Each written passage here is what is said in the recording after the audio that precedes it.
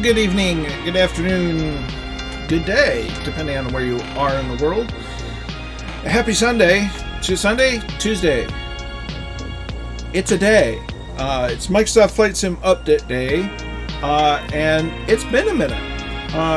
So, yeah, we're back to streaming. Hopefully things have settled out to the point where, things work. And also there's been a bit of a change. If you've been watching the Discord channel, kind of announced some of them, changing my streaming schedule a little bit. And honestly, it's subject to change even more due to real world stuff. I'll keep everybody posted. Best place to check is on Discord. So the schedule moving forward, with the exception of this week,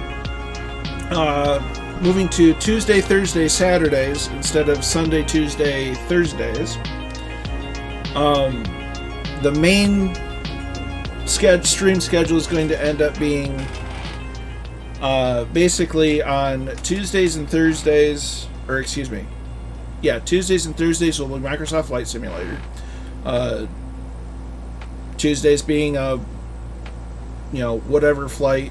We're going to finish up the Epic Cross Country, then we're going to do a couple of flights, and then we're going to do a short 4-week series, and then it kind of anything goes on Tuesday. Thursdays are going to continue to be the Chase the Cup flying series, where we follow the NASCAR schedule. I even got some plans for over the winter during the racing the NASCAR off season. And then on Saturdays, we're going to be here in iRacing, racing. So we're going to fly to the track, and then Saturday we're going to do a race at the track. And depending on how, an offline and AI race goes, we may open up a hosted racing session for those that want to participate. So yeah, but today we're basically going to be having an overview, a basic overview of iRacing, what it is, how it works. So I'm going to be very dependent on questions because I'm not a very good tour guide. But it's something I've wanted to get back into for quite some time. And I'm Flight Sim kind of forced my hand into getting back into it. And honestly, I'm grateful for it because it's going to help me break up Flight Sim, because Flight Sim, between the frustrations that's been causing and whatnot, I needed to diversify what I'm streaming. And honestly, it's still something I'm passionate about. It's still something I enjoy immensely. I sim raced quite hardcore for quite a number of years, and it's kind of fun to get back into it and be able to do some racing with the Fireflies. We had a couple of races over the weekend. It was either Saturday or Sunday. I want to say Sunday. We had a couple of races. Murph, Test Pilot 72, Ryan Walker. We all did a couple of races at Lime Rock Park in the Kia Optima and the MX-5, and it was a blast. So yeah, we're going to go say hello to people in the chat.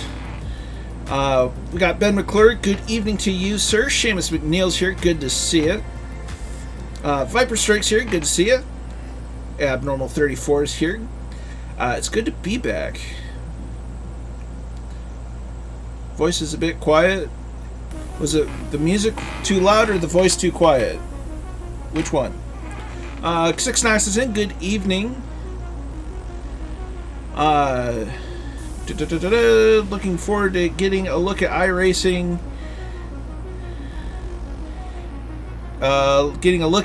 Yeah, I'll do the best I can doing an overview of it. I'm not a great tour guide of software. I just because I'm still kind of learning what things do and how things work and all that stuff, because it's been a long time since I really got into this stuff.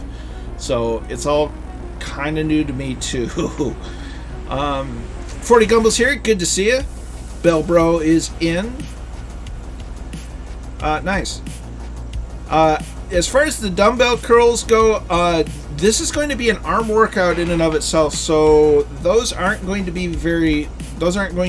happen during the stream, because it's a steering wheel, and I'm fighting G-forces, and I have force feedback, so it in and of itself is a workout. So I appreciate the thought, but that's more for Flight Sim.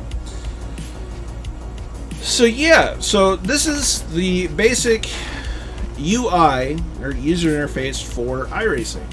I'm going to hide me for a bit because there's some options that my mug is blocking.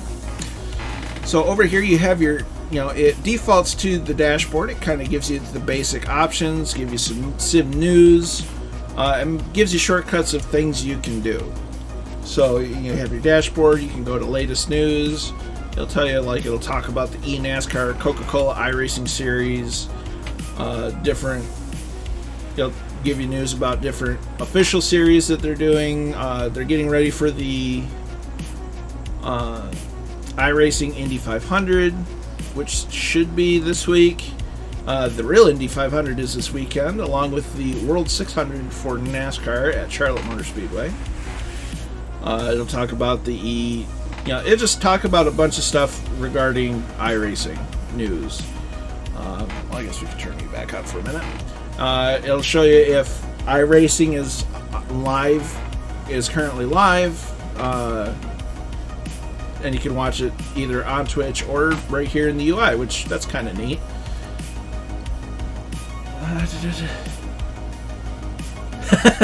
I don't know about that 6 knots. It's my yeah. That's 888 is in. Good to see you. Glad to have you along. So yeah, so from here you can go to the store where you can buy different cars. Just kind of do it so this is going to show all the cars that you haven't bought.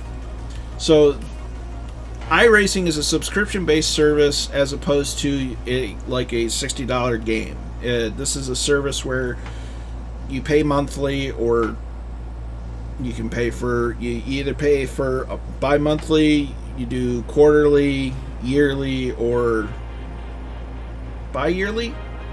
So you can either pay for a month at a time, 3 months at a time, a year at a time, or 2 years at a time. Then on top of that, it comes with a base list, which I need to open up, of cars and tracks, so that basically aim to get you going, get you into racing,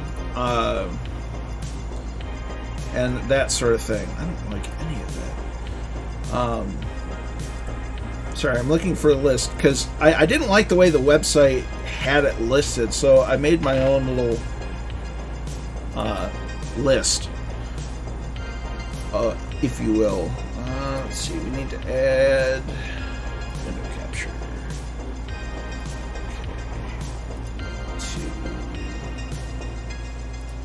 So as of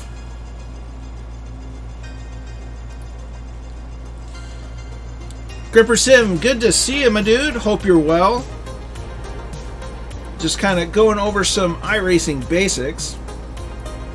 So basically, this is a list of things that come by default with iRacing, with your basic iRacing subscription. You've got it comes with 3 different oval cars, 4 road cars, an open wheel car, dirt track cars, prototype cars, rallycross, off-road, so a little bit of everything. And then it gets into tracks, and it comes with a fair amount of tracks.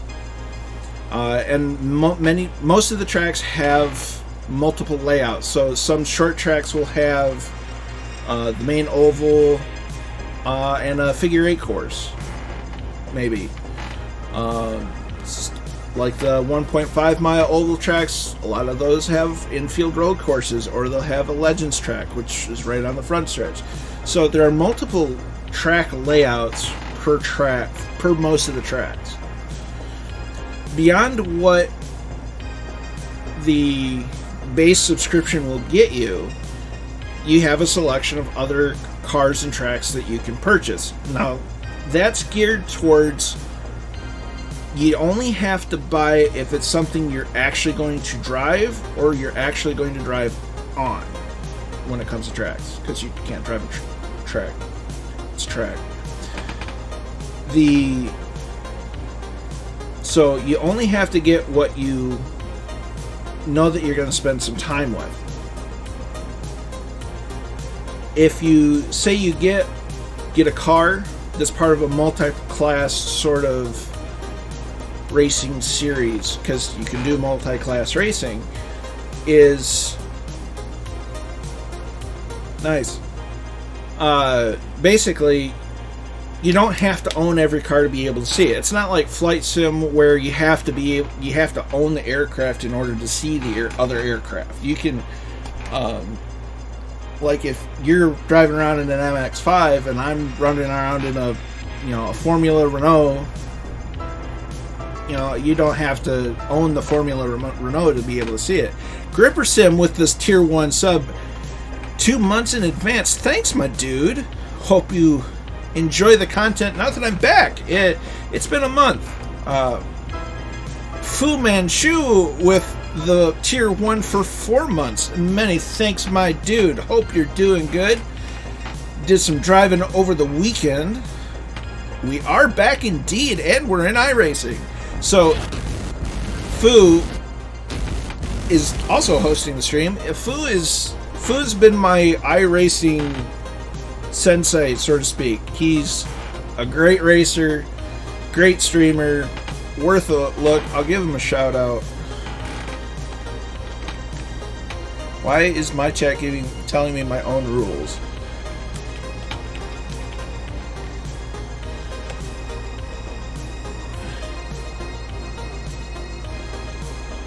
Why did that not work? Well, Streamlabs being Streamlabs. But he's been, watching his streams has really helped me get back into iRacing, and he's a good streamer, great watch. So, Fu, anything that I'm saying that's wrong about iRacing, feel free to correct me, because I'm still not sure what does what. But there's all kinds of racing here. You can get classic cars. You can get like a Lotus 49. How cool is that? Go back to your Grand Prix Legends days. Back in the day. So you can get some classic F1. There's where is it? Oh, the layout's changed because I had to shrink the screen. There's the Formula Renault. There's the McLaren MP4-30. So there's some legit F1 cars in here.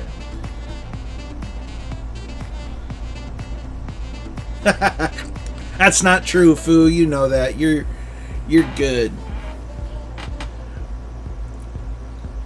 So there's even was it the Lotus? There's a Lotus 79. So you got some modern F1. You've got old school F1.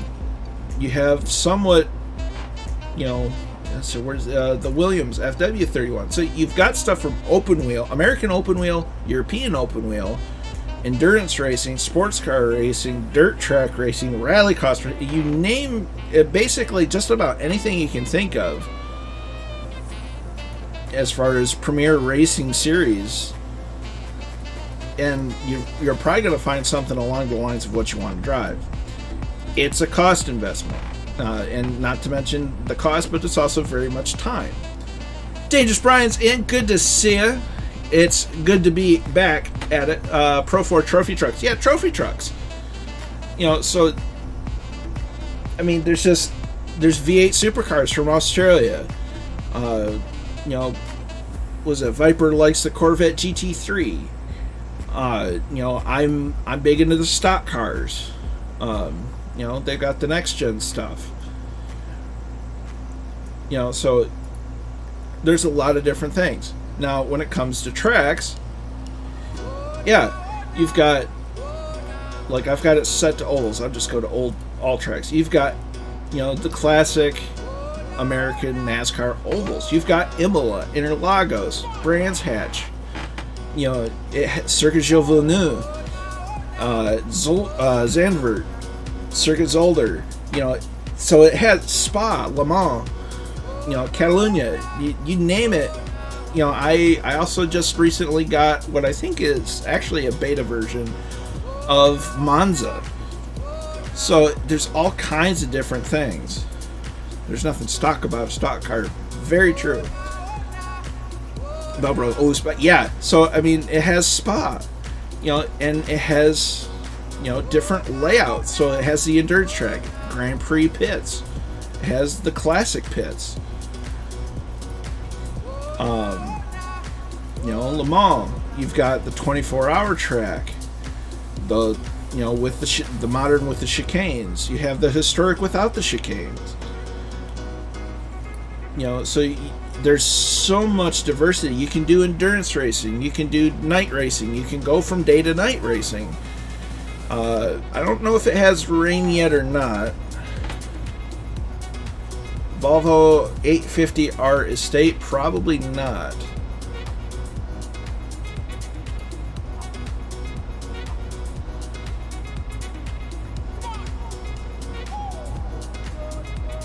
Yeah. But, it has a lot of different stuff, and they're constantly adding stuff. Everything's laser scanned and tweaked. These are going to drive about as realistic as you could possibly imagine.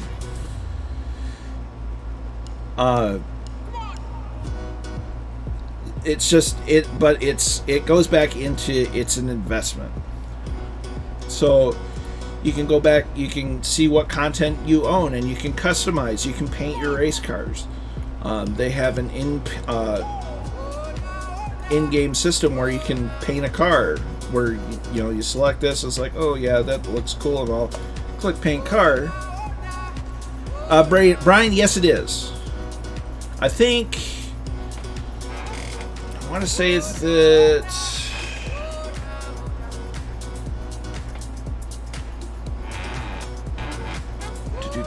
Go away. Membership.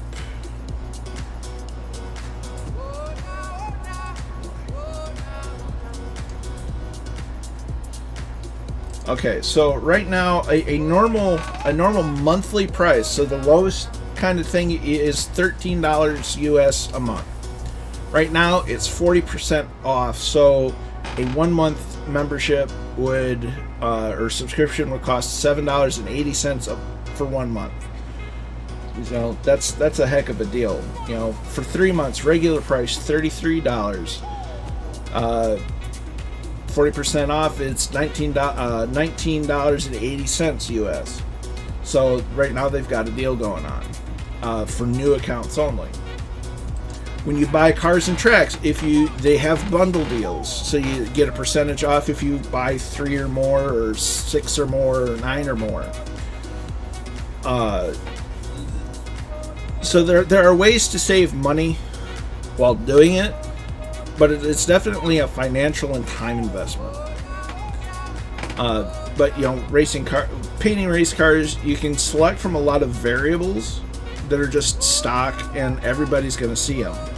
You can also make custom paint jobs, as many of you have seen in both in my Discord and the Two Tone Murphy Discord. I've painted race cars for myself. I've painted cars for Murphy. I've painted race cars for the Thunderflies. And there's so many ways that you can customize your experience. It's great.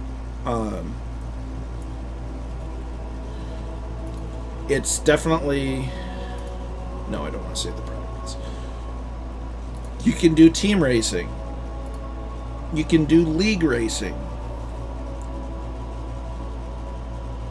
Well, I appreciate that, Ben. So we go back to the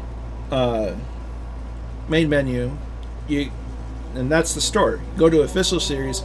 Now this is where your license will come into play. So you when you're racing an official, you get an I rating and a safety rating and a time trial rating, which are all kind of designed to match you up with drivers of a similar skill level. It's kind of like multiplayer matchmaking, so to speak. Depending on how many people register for a race, they'll put you in a different split. Two-Tone Murphy with the subscription for 10 months, my dude. Many thanks. But you start off in the rookie class, and then you'll move up to different licenses, and that'll open you up to different series and yada yada. And you don't even necessarily have to do those, because you can go to hosted races.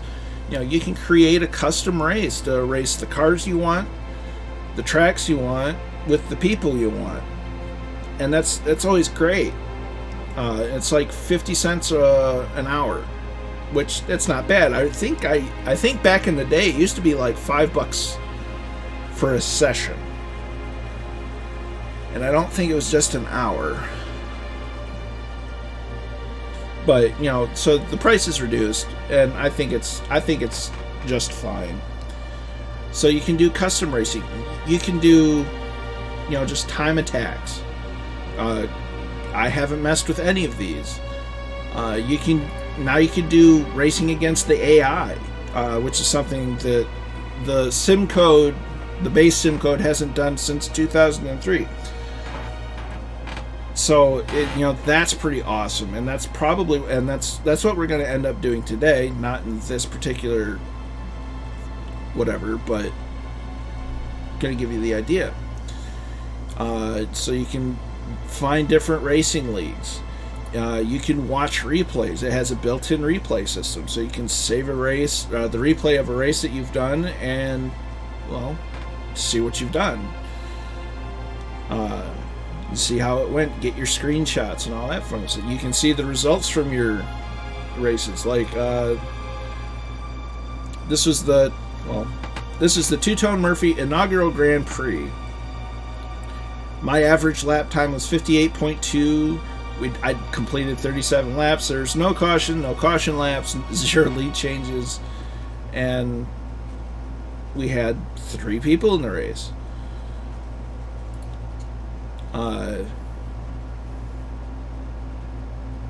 And we did another one. We had 4 people. And this was multi-class. I was in a Kia Optima. Everybody else was in an MX-5. So there's a lot of things you can do with this. Kingsman9965 is in. Hope you're doing good, brother. Staying safe, at least. Doing the best you can in the pool. I don't know, that kind of covers the basics. So we're going to set up an AI race. We're going to choose a card. We want to manage, edit. So AI testing. So we're going to change that from Dover. We're going to go down to... Ooh, can I not do that? Ooh. Doesn't look like I can do it there. That's okay. So we're going to go to Lime Rock Park. We were going to go to Circuit of the Americas, but apparently it doesn't support AI racing yet. So change of plans. Here you can set your weather. You can create... Yeah, we don't want... Well, yeah, that's fine. 3 laps should be fine. You can set your qualifier. You can change it from laps to time. You can set your practice, race length, and that sort of thing. What kind of... you can disable damage. You can see whether, scrutiny towards enforcement of warnings and penalties for unsportsmanlike conduct during qualifying session. You can set different rules. You can change your car. Like, I'm going to switch to... Ooh. Okay. Well, I guess we're just gonna go with the Kia Optima. So, yeah. Apparently... Well, no. We're just gonna go with a truck.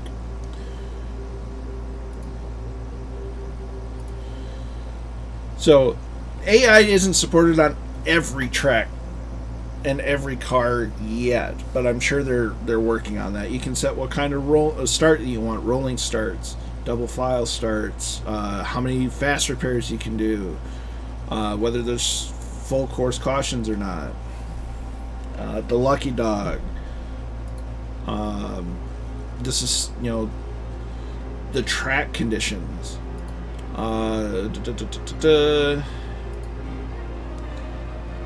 Like we'll start it at morning, we'll have the time modifier go to 4x. Just go back over everything. Set your points.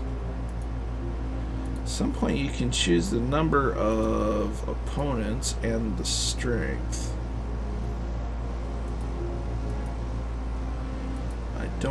There it is. So, because we're still kind of new to this whole thing,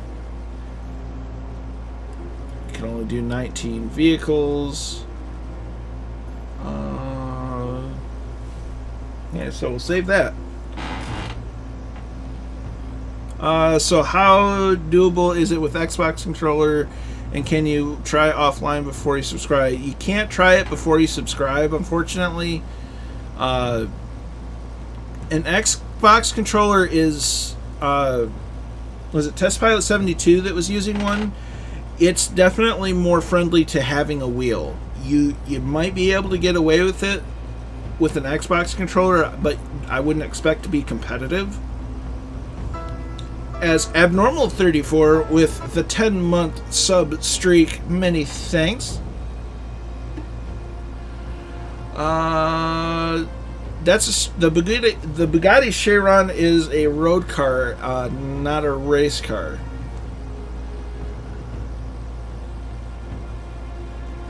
So they're adding stuff all the time, so who knows? So we're gonna do that. We've got a bunch of AI drivers, which I think are just pulled from real drivers. Yeah. So we'll start this going, and it'll load in.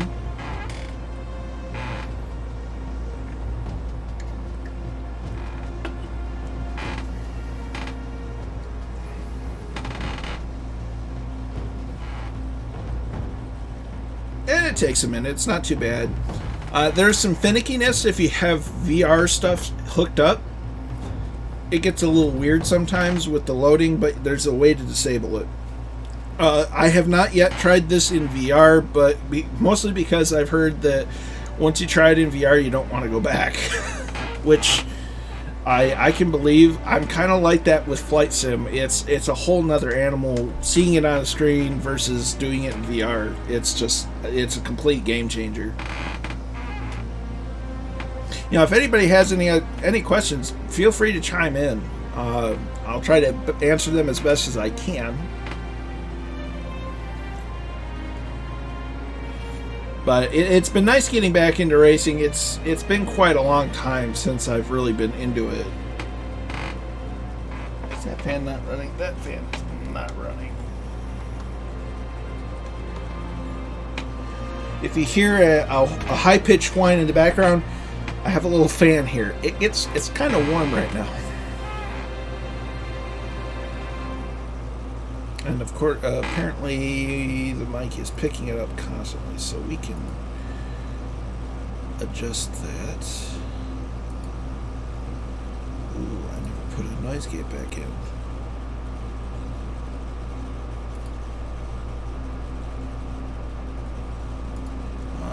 Filters. Let's see.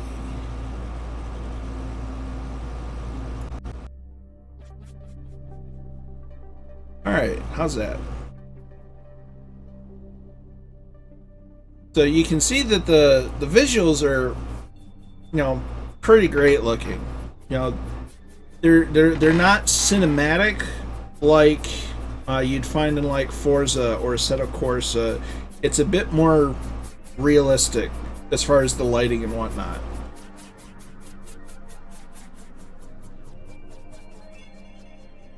So in here I can change setup. So I want to see if there's a different or setup I can use.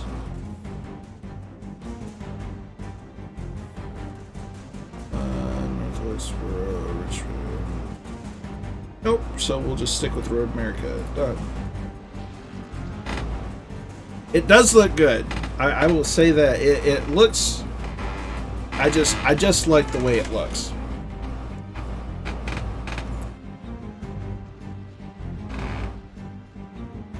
So let's get out on the track.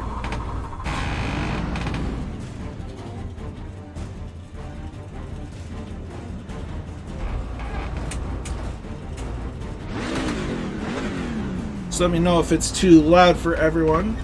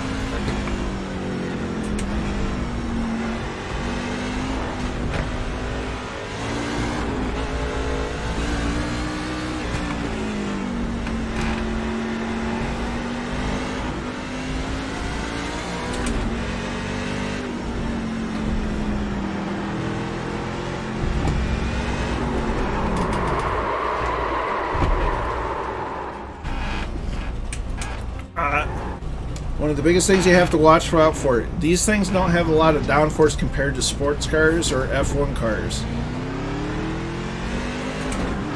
So it's not hard to spin out.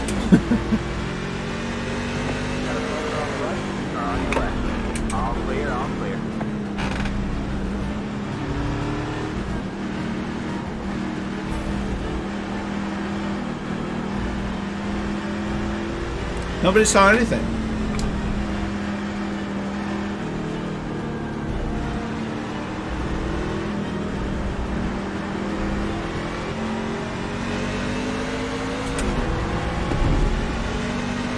And I'll fully admit, I am very, very rusty when it comes to racing.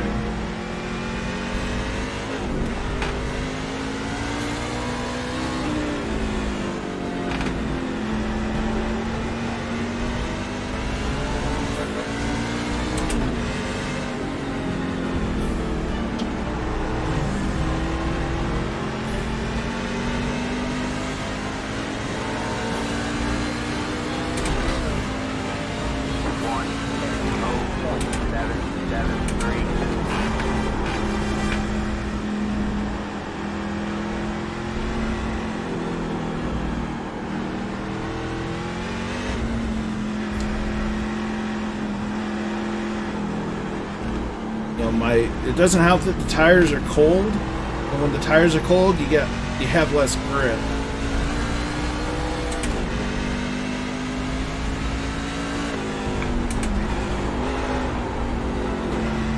Pucker Factor Hill.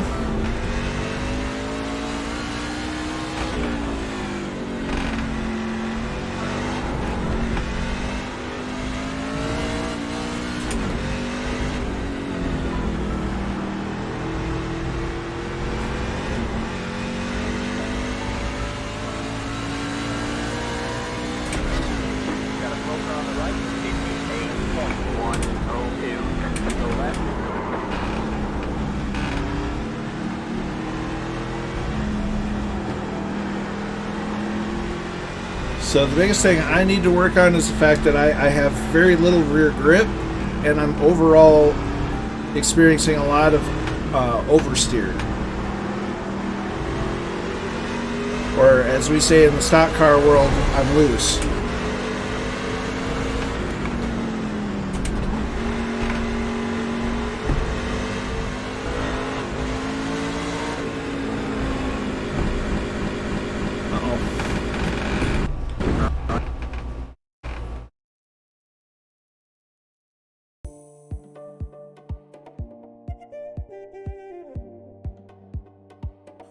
Well, that's interesting.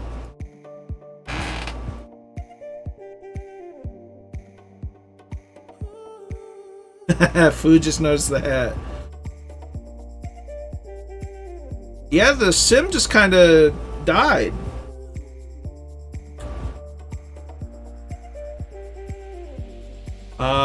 That's weird. But yeah, the primary focus of iRacing is multiplayer. The AI stuff and everything else kind of comes second. The testing, they kind of treat it second. Yeah, it's got to be an issue with OBS.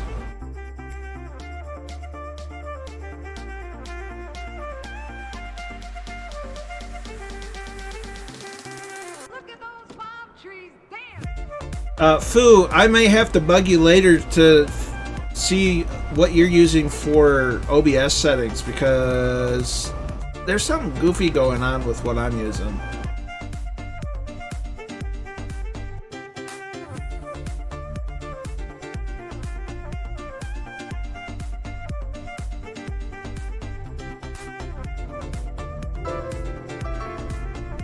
Noel with the resub, many thanks.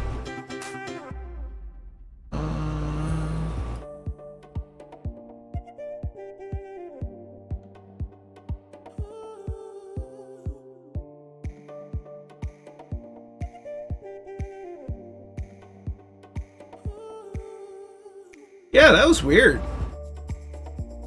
I haven't had a single crash with iRacing, so that just tells me a lot of issues revolve around OBS. That's odd.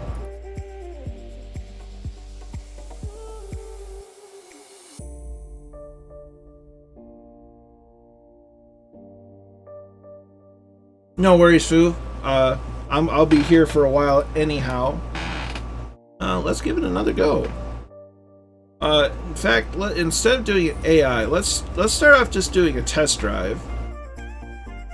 And this we can actually do it where we plan today. So we're gonna do there, Circuit of the Americas. We're just not gonna have AI traffic. So we're selected the morning. We're gonna test drive. So, oops, software issues. That's all right. It's not anything I'm not already used to. Hashtag flight sim. So, my money says there's something with the way that OBS... I don't know, I haven't updated OBS in like forever. So who knows?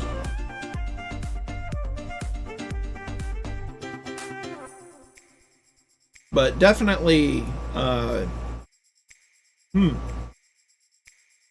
interesting.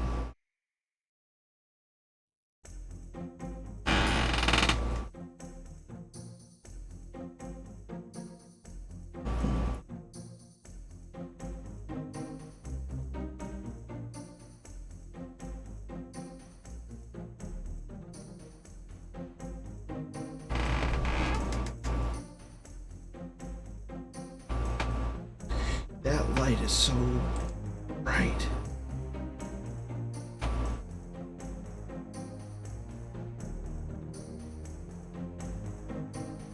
Let's see, man.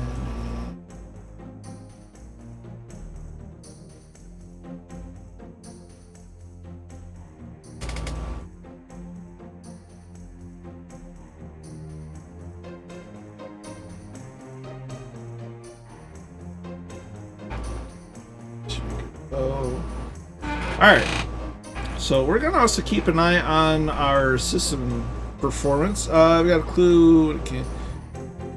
Yeah, I mean, I know enough to get by, but as far as when it comes to diagnosing problems, I've not a clue.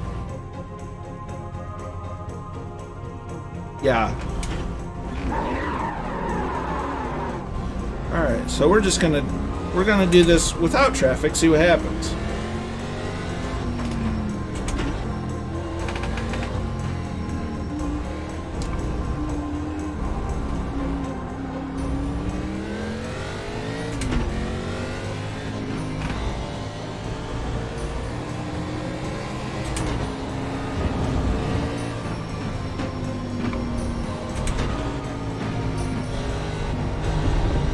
ABSs.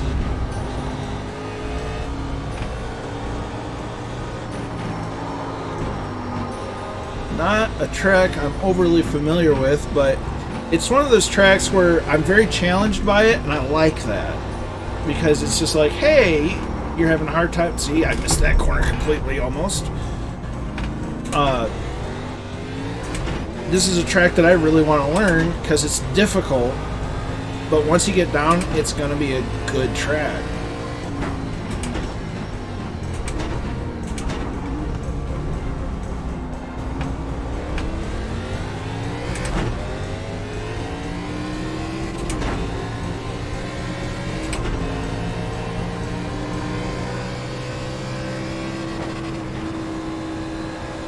I need to work on the gearing. I can already tell that.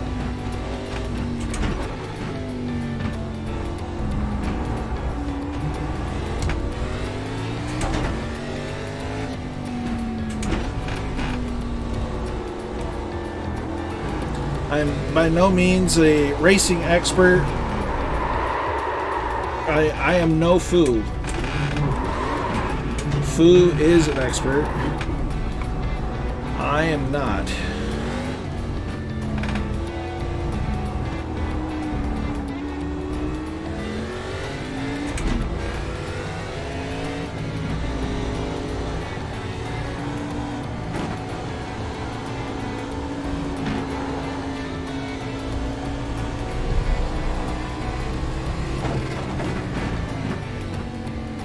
I need to change the final gear ratio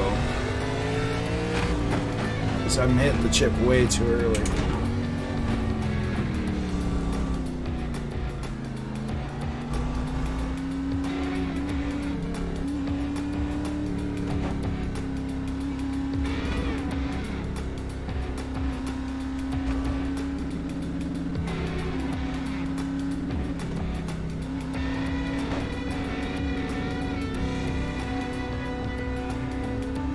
Now, I could have stopped anywhere and just got out of the car, but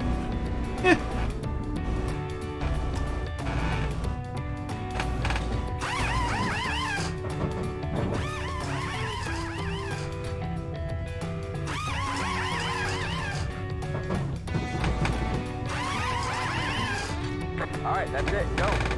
Alright, so garage. Tires, no. Chassis.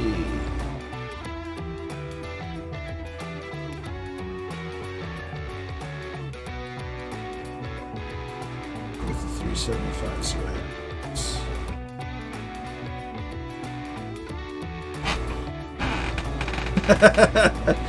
Well, see, and that's one of the things that I'm really looking forward to getting some iRacing is because I'm relearning a lot of this stuff, and if I can show myself relearning a lot of that stuff, it makes it easier to share it with you guys. You know, show you what I'm doing, what I'm learning, what I'm figuring out. And sharing knowledge is, you know, the best part of it. Joey Bolo is in. Good to see you. From yoke to wheel, yep. So we'll watch a quick replay of that partial lap.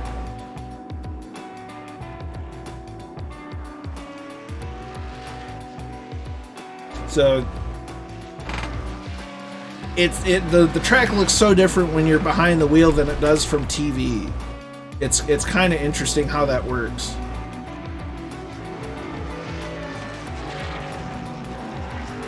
Many thanks, Joey.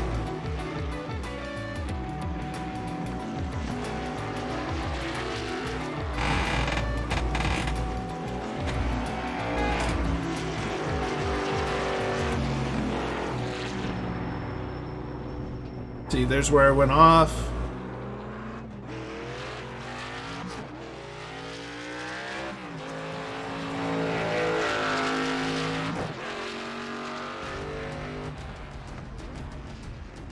This track has like 4 hairpins, and you know it's one thing to do a hairpin in an F1 car or a sports car. With a stock car, It's so difficult. See, that's where I hit the chip. Where I had to, that's where I knew I had to change my gear ratio.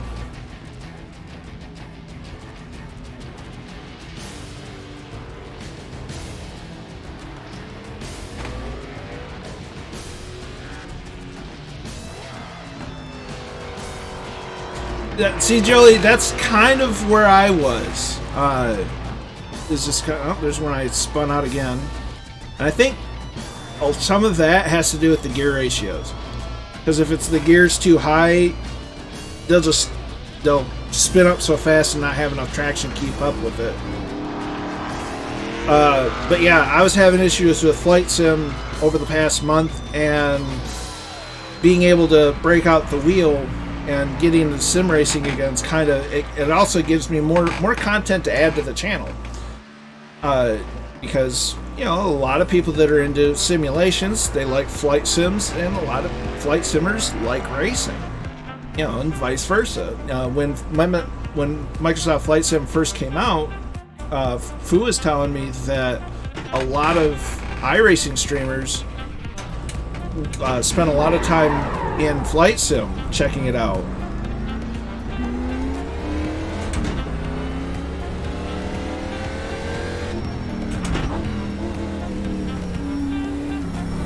Hear the brake squeal.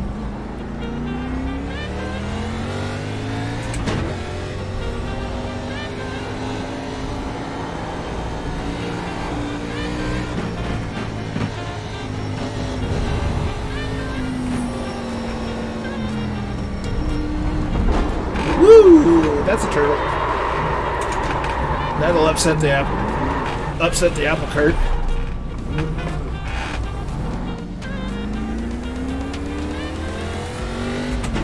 And now, since I kind of got into the gravel a little bit, you're going to hear rocks and stuff bounce around in the back end for a minute. The buildup, if you get into the grass or the gravel, you will see it on your tires, and it will affect your handling.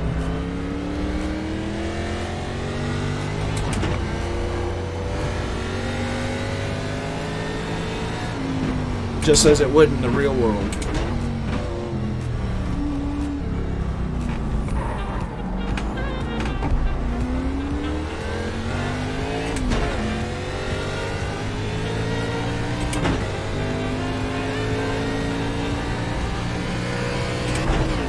There, I got the gear ratios right.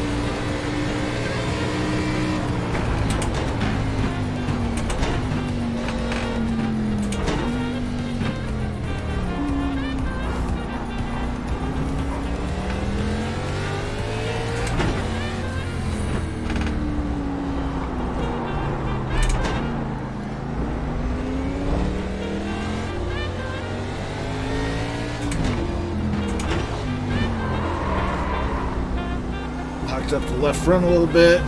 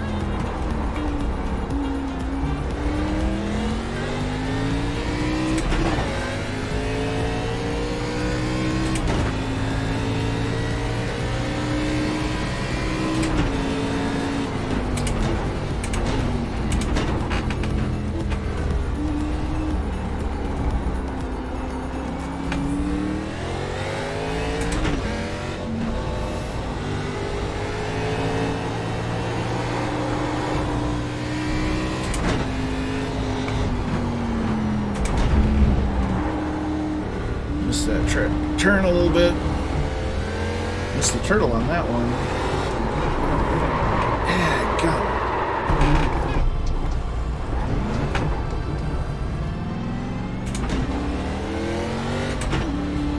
It's hard to find back end grip.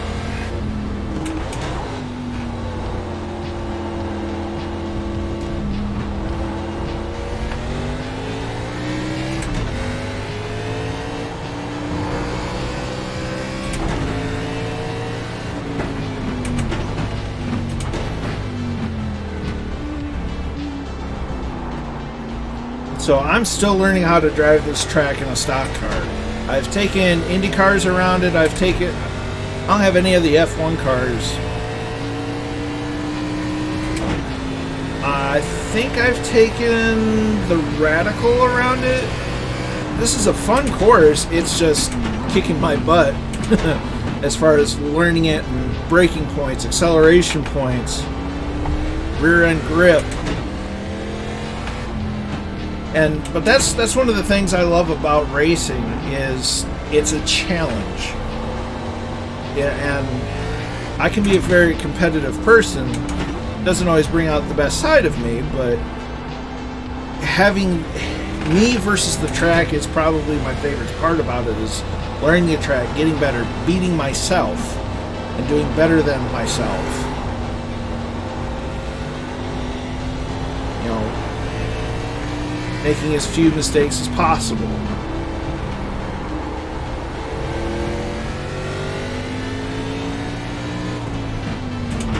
And honestly, wheel hop. I wheel hopped it. I wheel hopped that like a champ.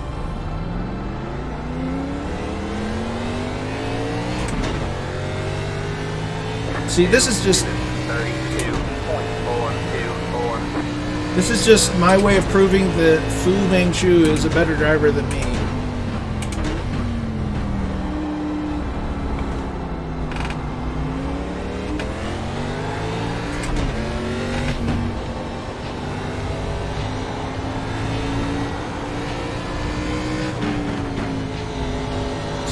Before getting into the S's.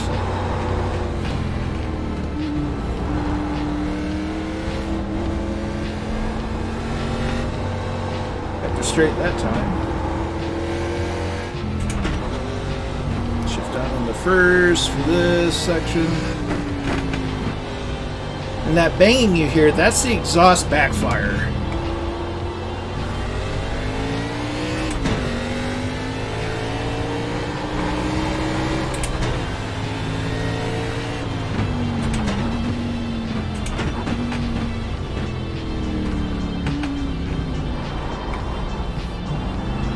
Too slow.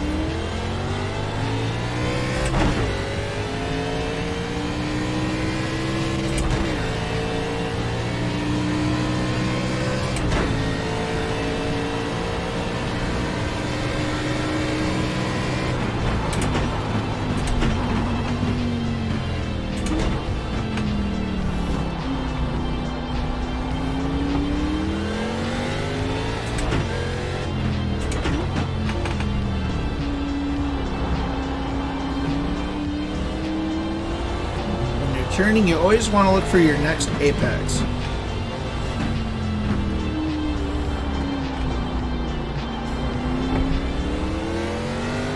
Hey Dougal, how you doing? There is certainly a need for speed, Brian.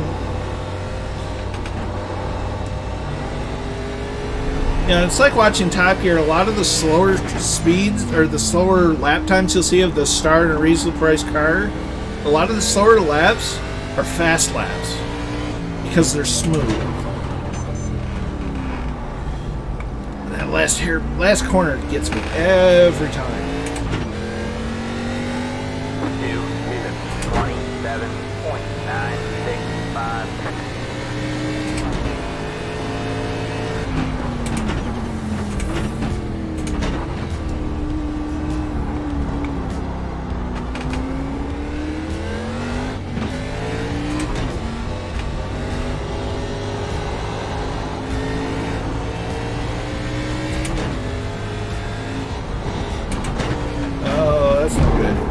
That's not good.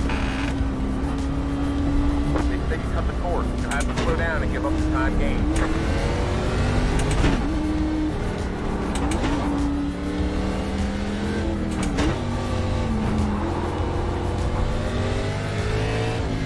You can, 40. They're hosted races. It's like 50 cents for an hour. For practicing, I think you can do a full-on practice session.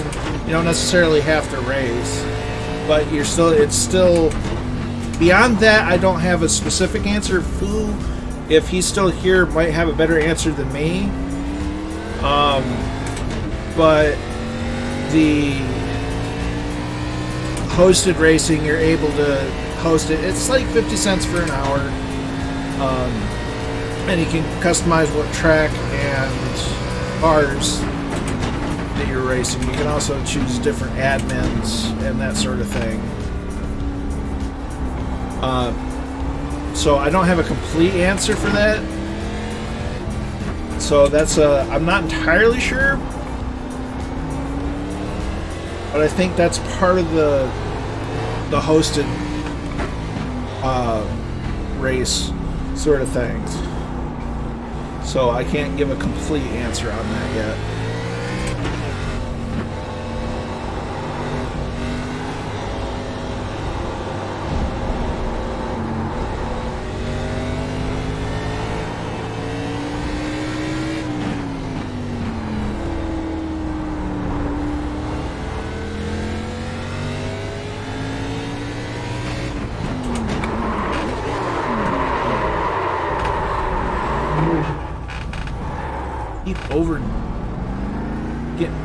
Keep getting into that corner way too hard, way too deep. 33.033. Well, if we can convince Murphy to get a new wheel, you might be able to work out a deal with him.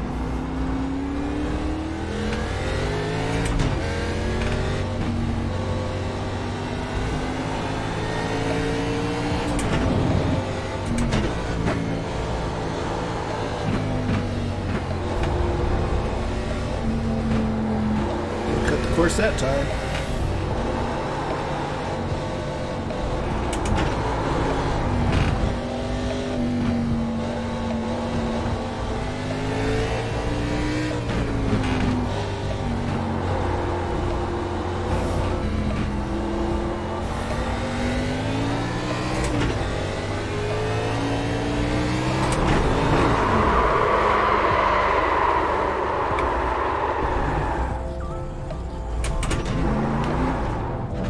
Should have stayed in second gear, I think.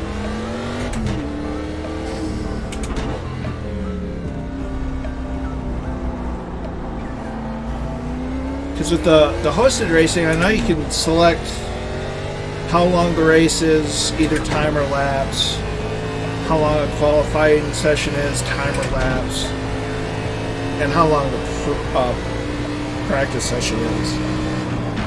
So hypothetically, it could just be straight up practice.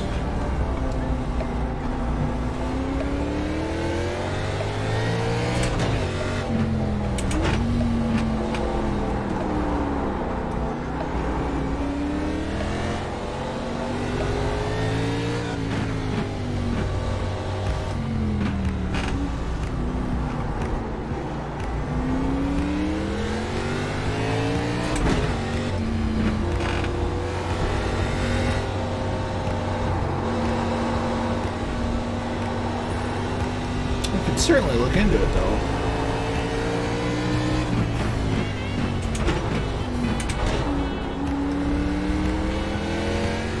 Don't overdrive this corner.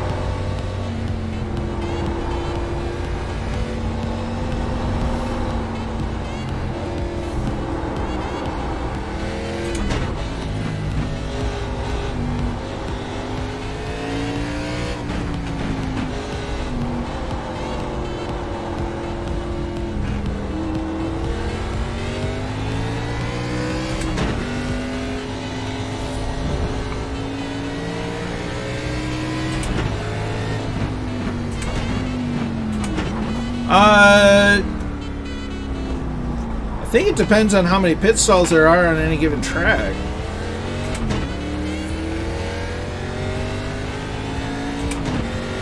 I know when I was trying to do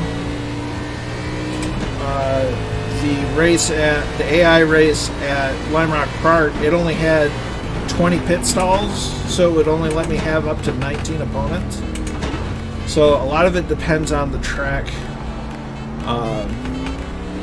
the number of pit stalls that the track can support.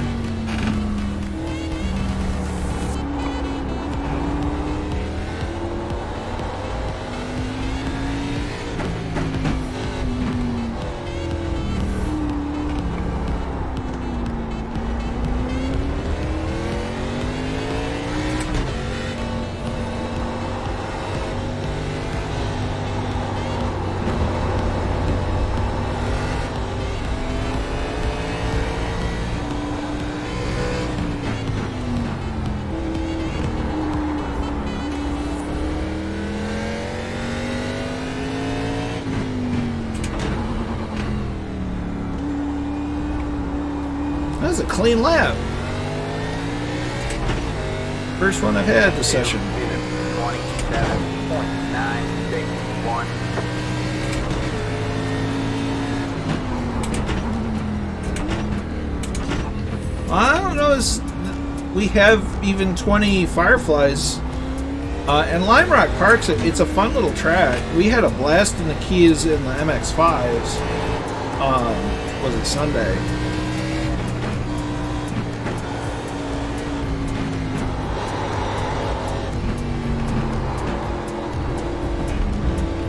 A little off the track, hit the turtle.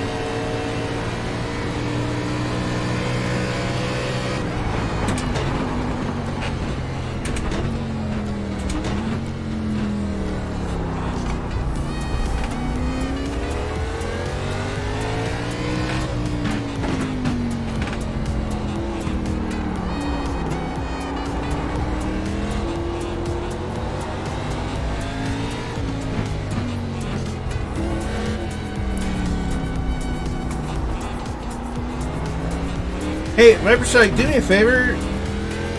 Don't feel the need to advertise your channel on my channel. Let me handle that.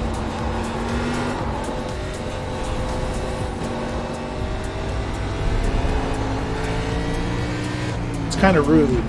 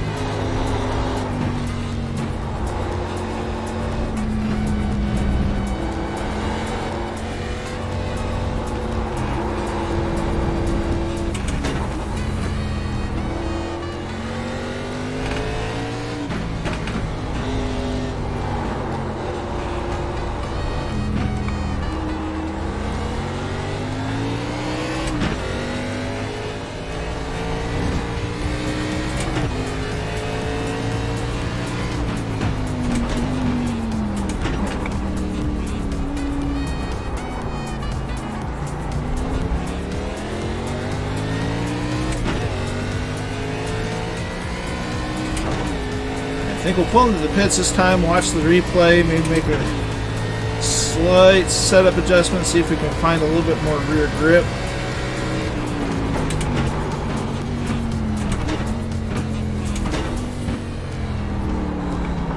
Because according to the hardest core F1 fans, stock cars never turn right. And, well, they do. I think that's a gross misconception of American stock car races. Well, another misconception is all you're doing is turning left. It's really hard to turn left competitively in a 3,400, 3,600 pound car and have it stick when it doesn't have the downforce of an F1 car. So here we are taking a stock car and turning left and right. Alright, we're going to pit. And we're going to watch the replay and see all the... Oh dear, that's the foam barrier.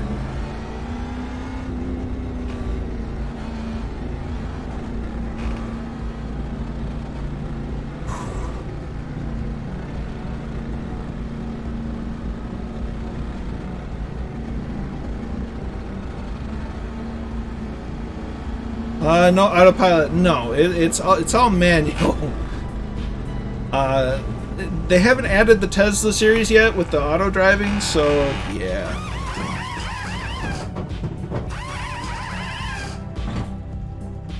But the pit stops will vary depending on what kind of car you're in. So in NASCAR, it does like a NASCAR's pit stop would go, where you have a limited number of people that can, you know, be there. Let's see, we want to do... We did a few laps there.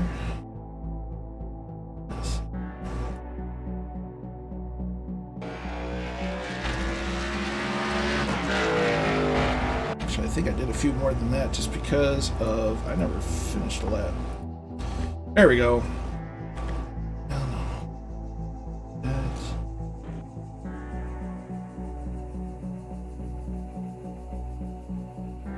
Skip to where we had changed the gear ratios, because there's no way, with the gear ratio that we started off at, there's no way I was going to blow up the motor, or at least the transmission.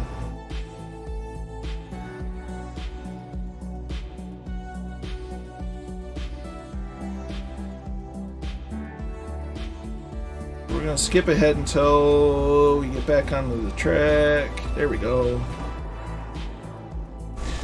All the tracks, what's the road course? There's a lot. There's a lot of tracks that I've never driven on, so those would be the hard ones. This one's been really challenging just because I have no experience on it and, before iRacing, so finding a good setup for this car has been tricky because it has very little downforce compared to a sports car or an open wheel car. And you've got a lot of power going to the back tires because this is a rear-wheel drive vehicle. So, you know, there's a lot of power, very little downforce. So finding rear-end grip, and this is a flat track, you know, the corners are flat, so it's very tricky, and it takes a lot of trial and error. Have you ever done a CTD? Actually, I had a CTD a little while ago, trying to do an AI race, Brian. Outside of the sim, outside of streaming, it's run flawlessly. And so far, doing a solo practice session, everything's been peachy keen. Yeah, this is the Arca Menards series car. This is a kind of a few generate. This is a Gen 4 NASCAR series car. Gen 4, Gen 5. Might be Gen 5. Gen 4? I don't know. It's an old style. They haven't used... The top NASCAR divisions have not used this style car since 2012 to 2013, somewhere around in there.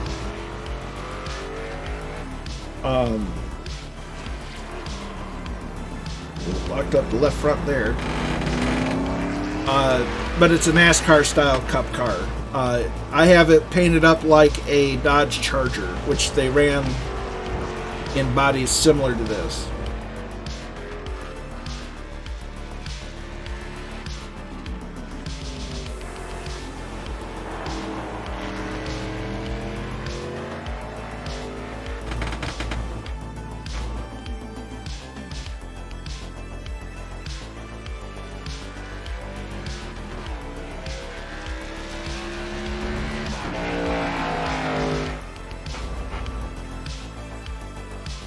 And this is a big hill.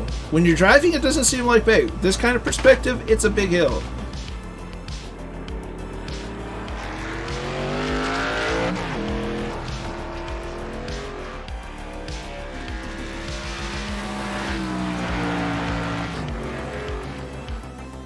There's the S's. Ooh, just about hit that turtle. There's me spinning out, but managed to keep it mostly going. Just see other types of, well, of course.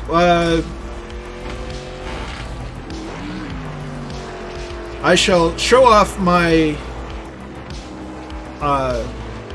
collection, and I'll see which one suits your fancy there, Six Knots.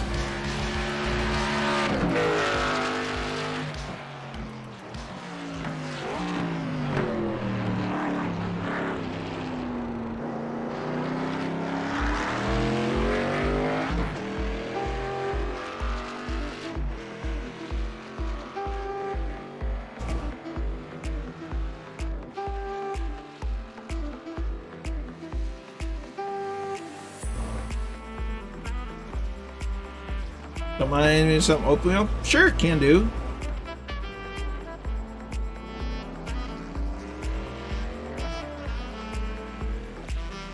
So I'm gonna go ahead and quit this session. Yes.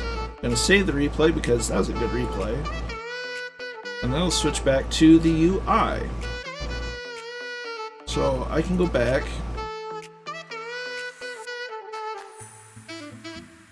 With those. Let's see, car.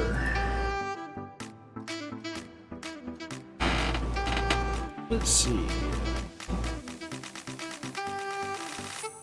Something open wheel. Let's do.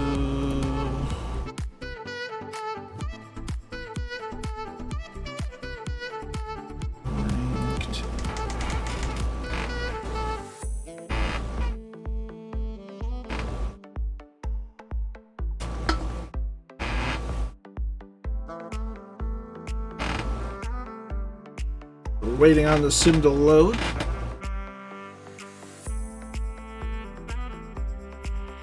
Get my shifter up.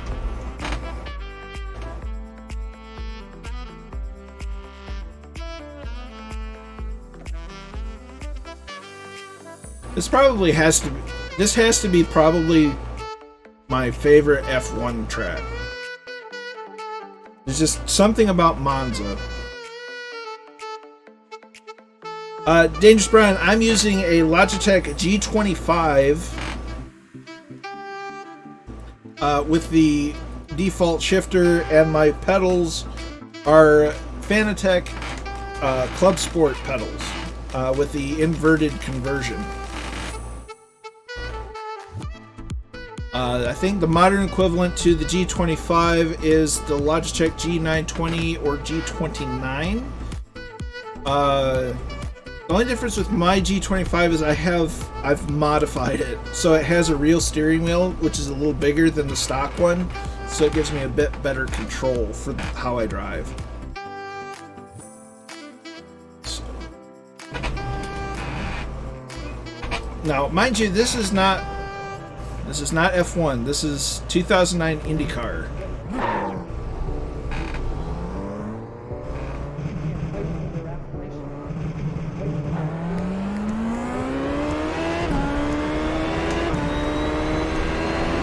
also don't have a lot of time in it, so...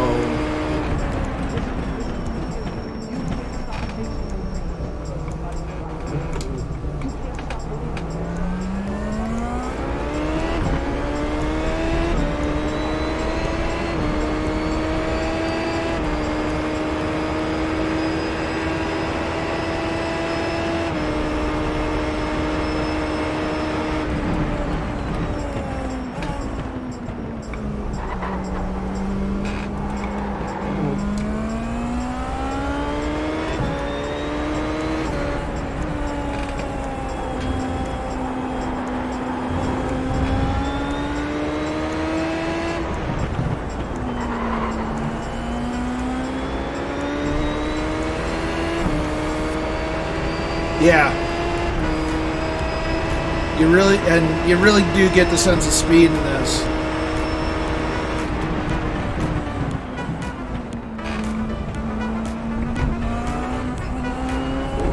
Whoops.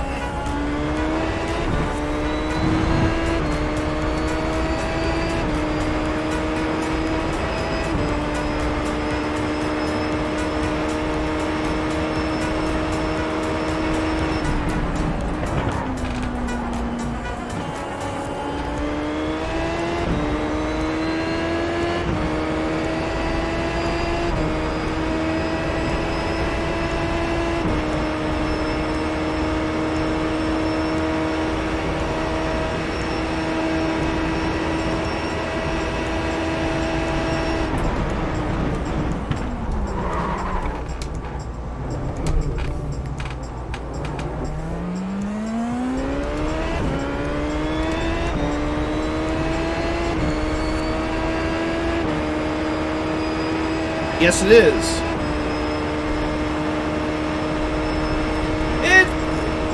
I think the handful is just a lot of it. I'm not very familiar with the car, and the car and track combo is still kind of something I'm learning.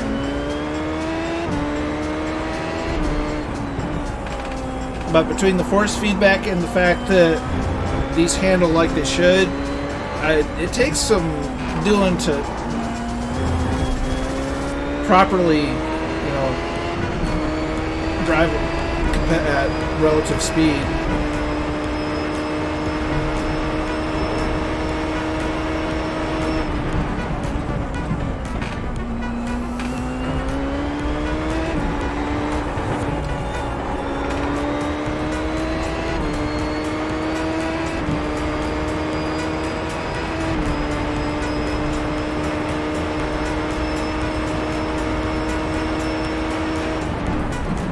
I like to think I'm more of a Lando Norris.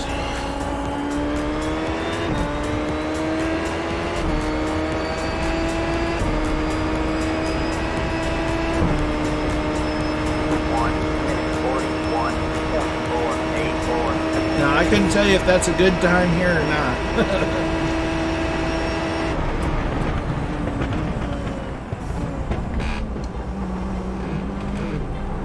No,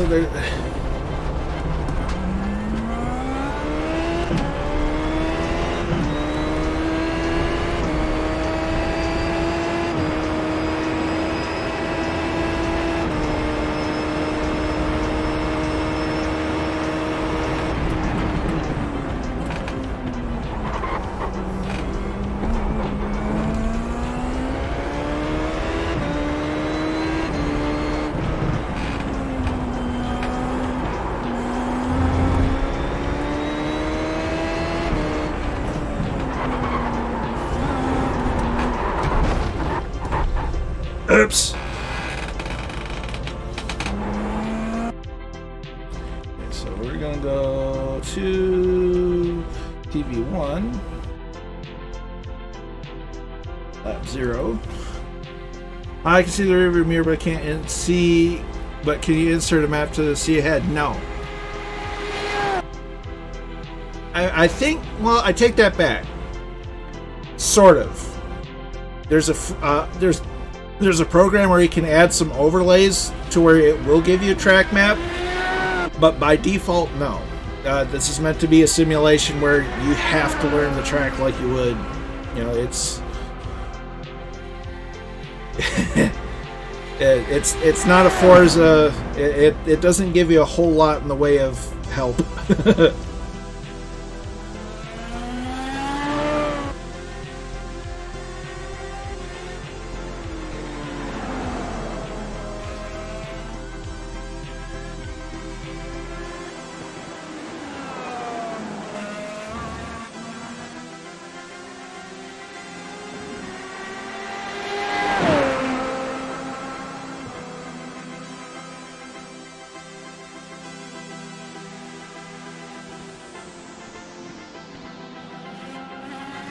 So basically, an IndyCar is the American equivalent to F1. For a lot of the series' life, they were strictly on oval, whereas the Champ Car series did road courses strictly.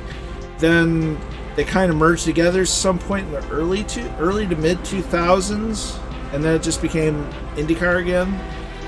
And they race on both ovals and road courses.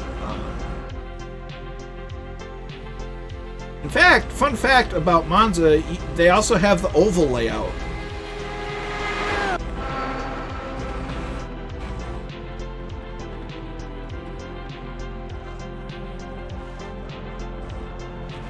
And that's where I went to the grass. So you can see the buildup of gravel that was on the tires, and now that I've gone, all the gravel on the tires is gone.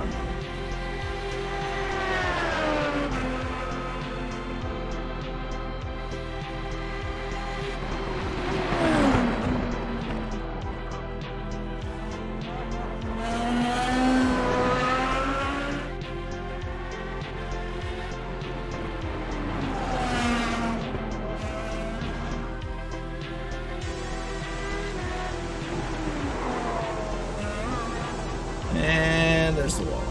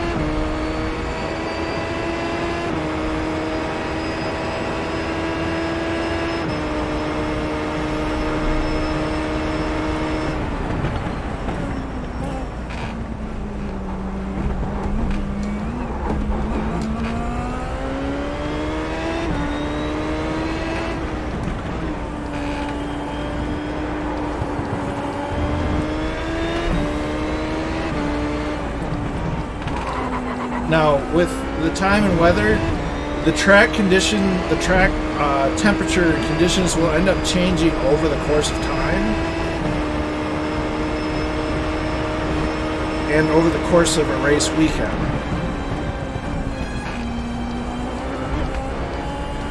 So, rubber will build up on the track. It'll leave marbles on the track.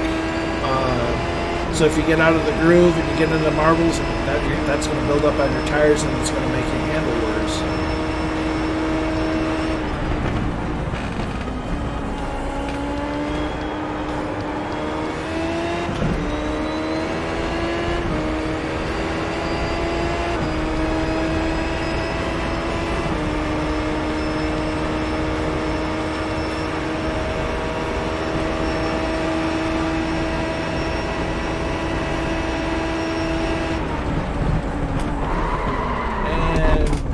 Corner. They say you cut the course. You have to slow down and give up the time gained. And see, I've got to slow down to make up the difference.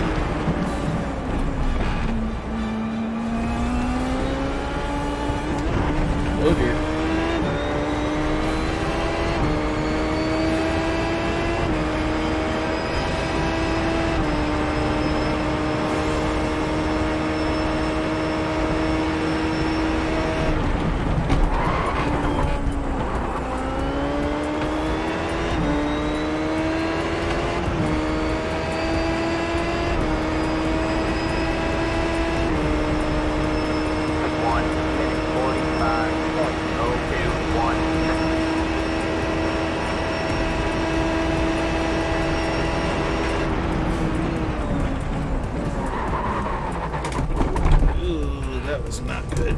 They say you cut the course. You have to slow down and give up the time gained.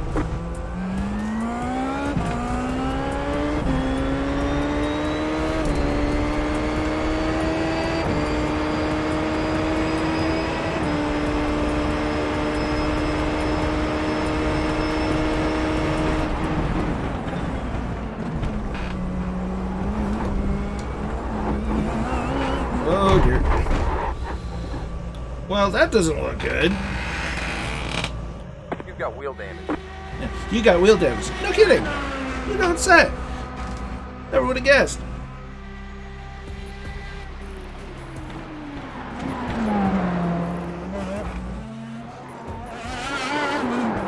And boink. So yeah. Now let's change it up again. Let's try something a little different. I want to save that replay. So we're going to go back. The car. Now, this car will come with your base subscription. It's the Kia Optima. I think Donington Park comes with Bolton Park.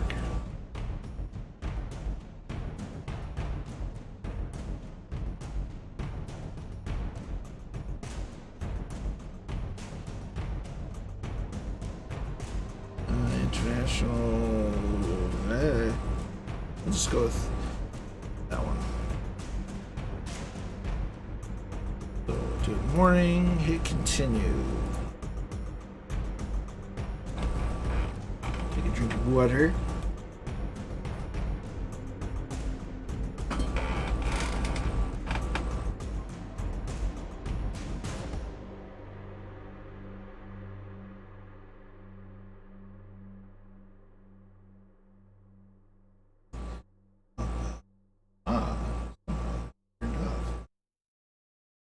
Works now. I guess I need to hit track test drive in order for it to load the track, huh? That might help. Kind of sat here wondering, why isn't it doing its thing? That'd be why.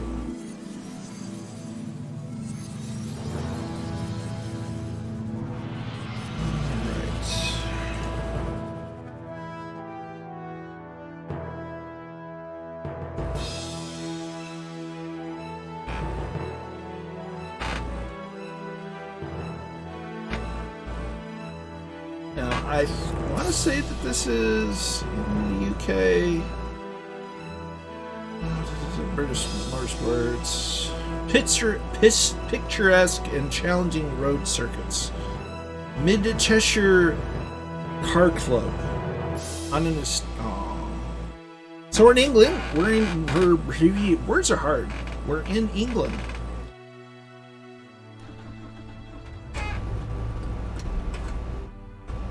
Back to that. Nope, I messed that up. There we go.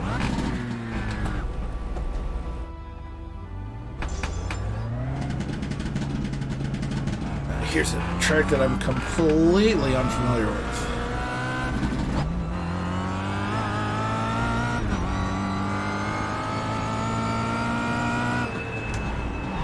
That was misleading.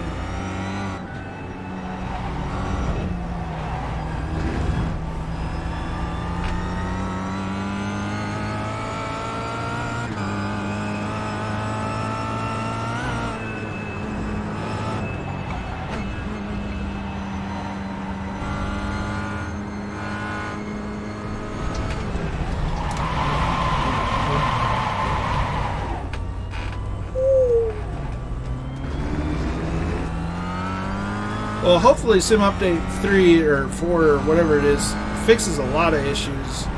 Ooh.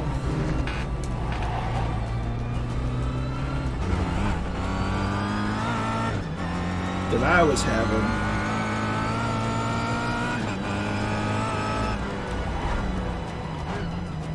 I don't know what setup that this thing has loaded in it, but holy cow, is it not good for this track. Steering is all over the place. Oh, slight kiss.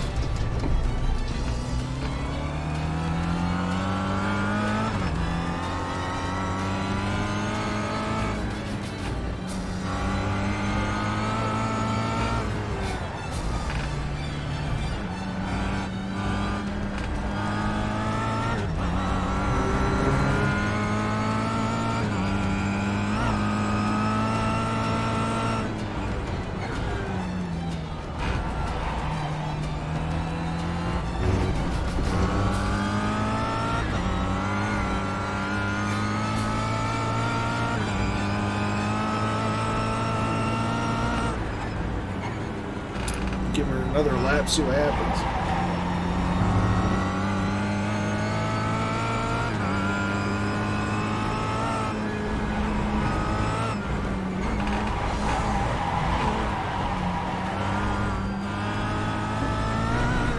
Race car go vroom indeed.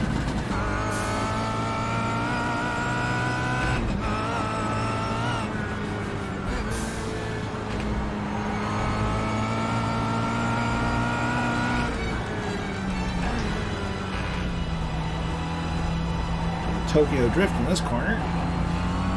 Also carousel.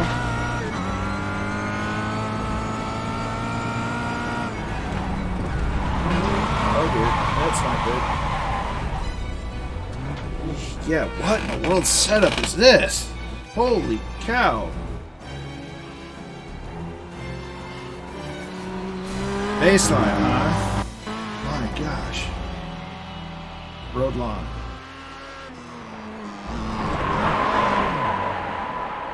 Well, heck, we'll give it a shot. So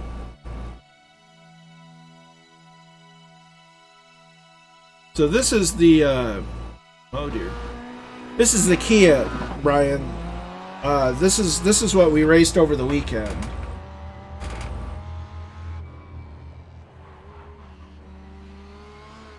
There's something weird going on with this setup at this track. Holy cow.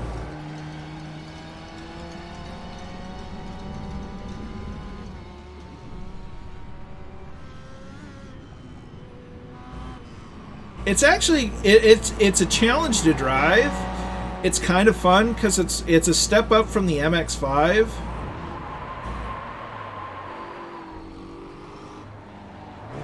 Man, I gotta save this replay if nothing else for the little Tokyo drift I did there.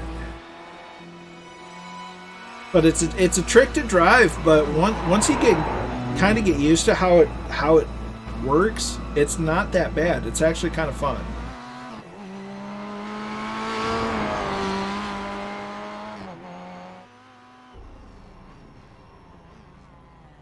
It's just for some reason it's just kind of at this particular track.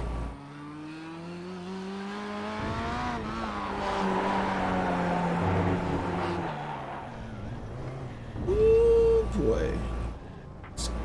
Lightly kiss the tires and we get back on track. And we're here in the rolling hills of England.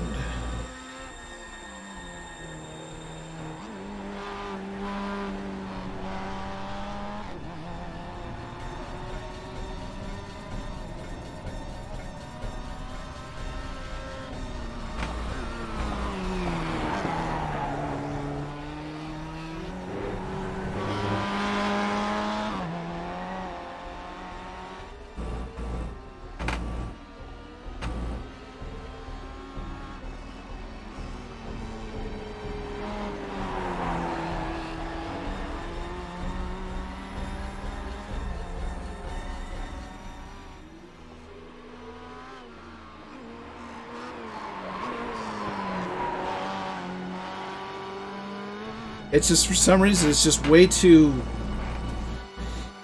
You know, race car drivers are a lot like pilots. They talk with their hands a lot, but for some reason the car is just doing this way too much. Yeah.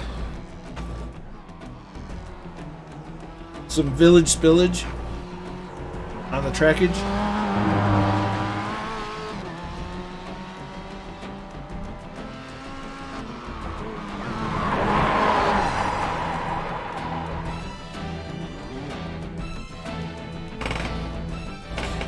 But all in all, I like the sim is a lot of fun.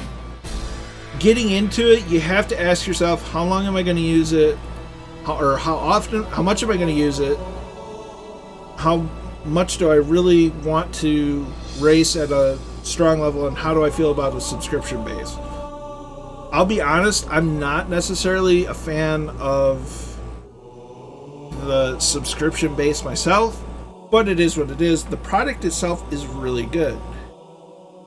It's hard to beat what you get for the money.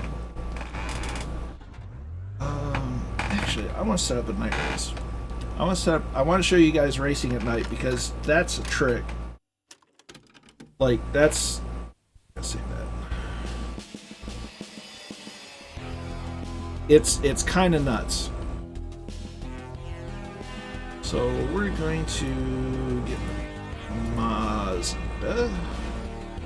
And the other thing of it is, especially when you factor in hosted racing, you can do a lot of racing and not have to buy any tracks or cars. You can legitimately have a lot of fun with the stuff that comes with the default subscription. And I'm going to pick a track that I know.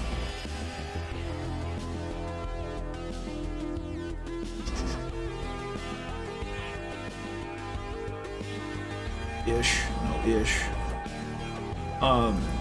So you can do quite a bit of racing for no cost other than the base subscription. It does. It shows it in the grass as well, and it will perpetuate throughout a race weekend. So from the beginning of when you start practice to the end of the race, you can set it to perpetuate all of that, which is awesome. So we've got it set to sunset at a high time modifier. I don't remember if this is H pattern or... I think this is H pattern. I've never driven a Mazda MX-5 in real life, so I don't know if this is accurate. I don't know which kind of transmission it has. H pattern or sequential. Gearbox.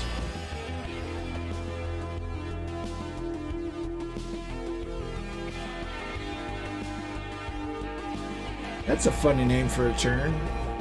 Beckett's, Chapel, Hanger Straight, Stowe, Vale, Club, Abbey, Farm, Bridge, Brooklands, Priory, Luffield, and Woodcote. And Copes. That's one R away from corpse. Not something I'd want to name a track. Alright, so I want my racing setup. Yes. Baseline. So we'll go to the baseline, and we're here at Silverstone.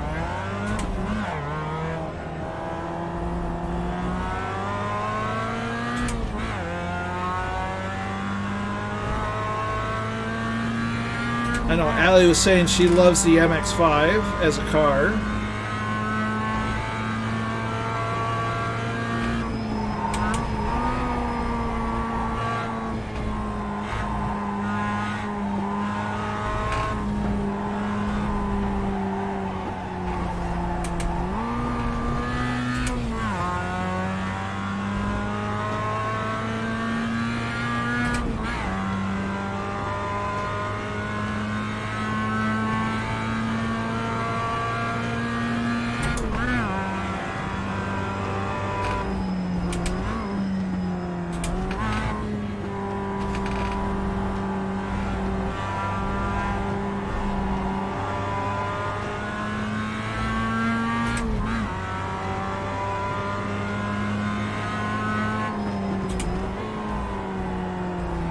Oh dear.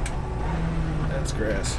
If this were not a subscription, I would not think twice about purchasing it. They say you cut the cord. Yeah. You have to slow down and give up the time gain. There's a lot of that. I don't care for the subscription model, but if you use it a lot, and it's cheaper if you buy a longer subscription, but it's, you know, I don't like the subscription model, but I do like the product, so it's really, you know, and honestly, the cost of it is why I'm putting it on the stream, because I'm going to make sure that it gets used. That way it meets it pays for itself, sort of thing.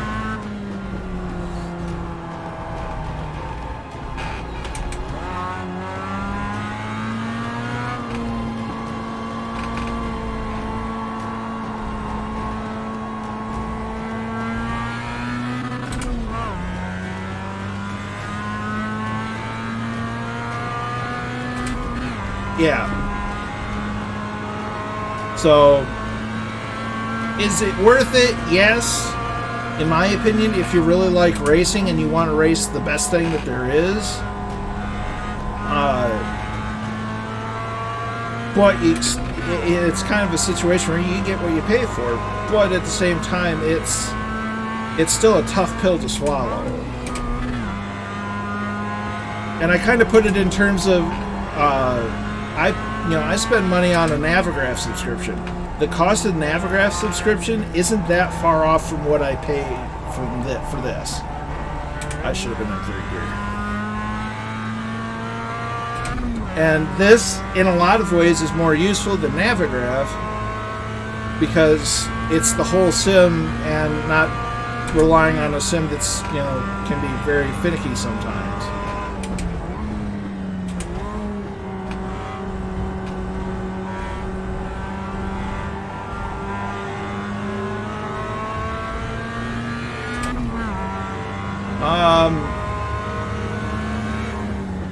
Normal pricing is $13 a month. 40%, it's just under $8 a month US.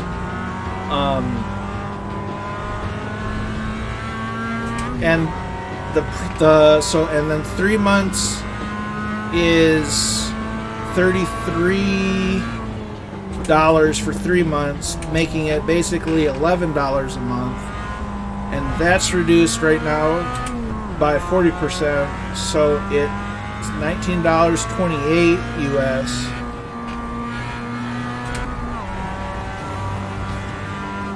And it kind of goes, the longer subscription you get at once, the lower the monthly cost is.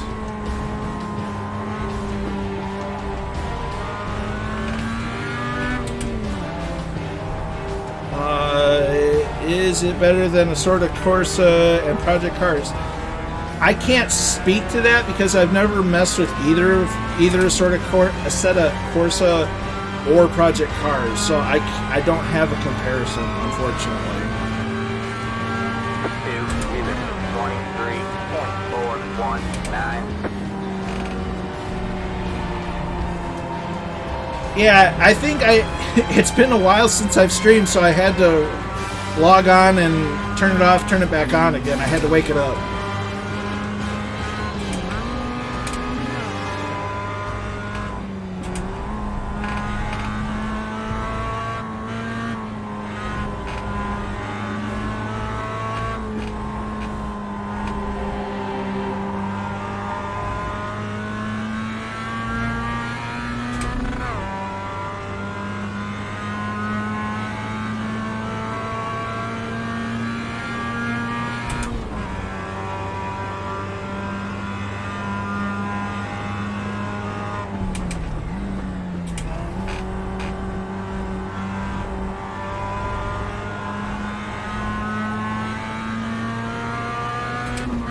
So you're starting to be able to tell that I have headlights on.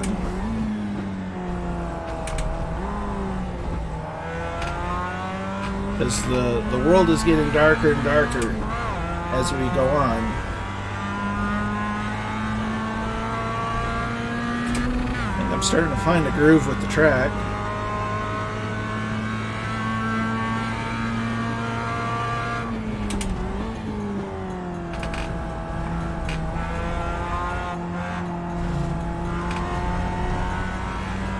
Silverstone is actually built on an old World War II airfield, and it's gone through several track layout changes as time's gone on. And I missed that corner completely.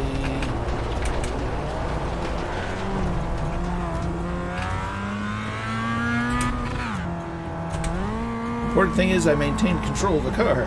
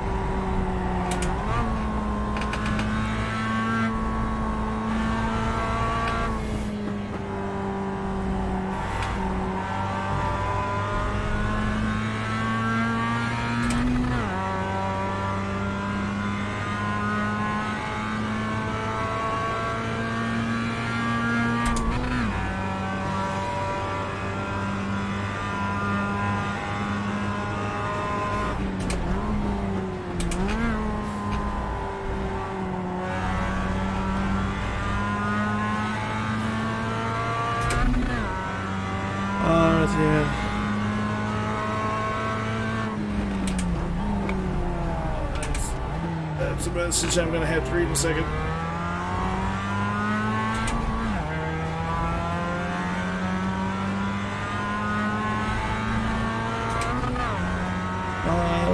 Just shooting the party. That's right. Oh dear. There actually is a referral code. I don't know if the link actually works, but my email, or if you toss in my email address when signing up, I do get a kickback from that. So for everybody for anyone that uses my referral code or email, I get $10 in iRacing credits, which so far I've had 2, and I've used those credits to make hosted races. So I do get a kickback. They do have a referral program. And that's honestly something they do even if I weren't streaming it. 2 minutes 21.308. As far as comparing this to like Assetto Corsa or Project Cars, you'd want to ask Murph and maybe Warhamster, because I know that Murph has, but I would imagine Hammy might also have some experience with Project Cars and Assetto Corsa. They'd be great to ask, for a comparison on how it feels.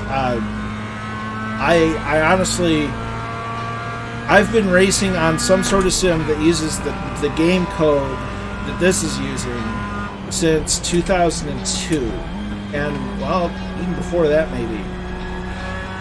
The base code for this sim dates back to a game called Grand Prix Legends,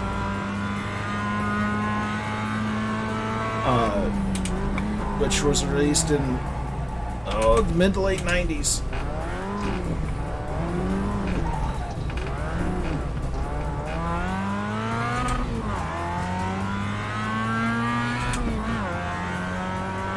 It wasn't until a few years ago that they went from DirectX 9 to DirectX 11. And as you can see, the darker it gets, you're seeing the reflection off the cones from my lights. It's also getting very hard to see very far.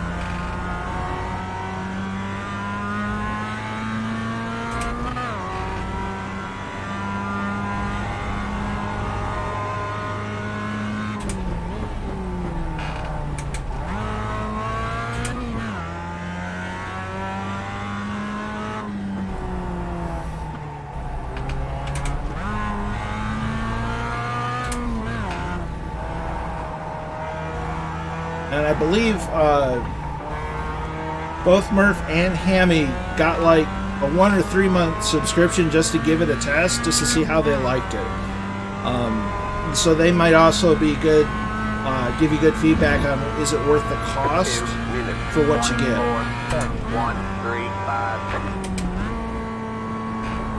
'Cause I'm biased in the sense that I've had an iRacing account since 2009, and it just got really dark all of a sudden.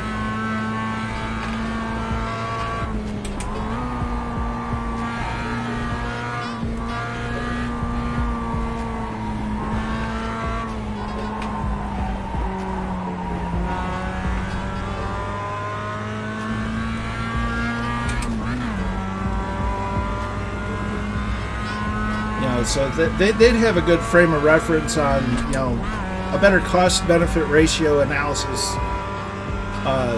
to it.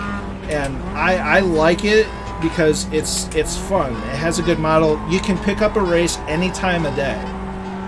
Or, with hosted racing, you can have a league that races at a particular time or day. Oh dear. That corner and me don't get along very well.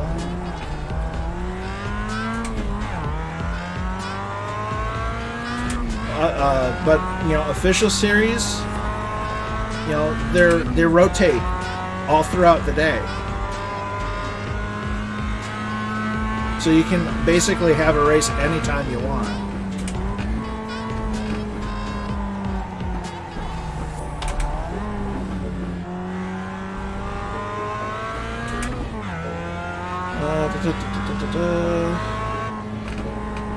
Oh dear, that's oops.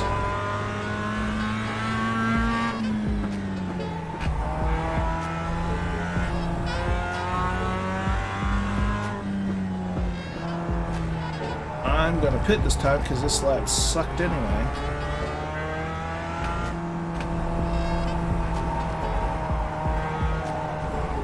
I do like Silverstone. Not my favorite track on the F1 circuit.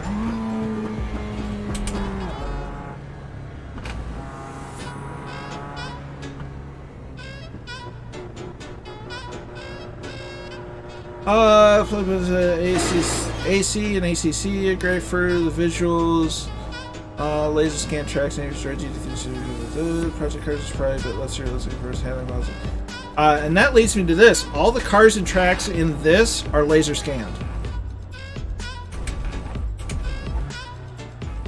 So if there's a crack in the track when this is scanned, it'll pick it up. The netcode is great. The competition, they control the competition in a lot of different ways, so that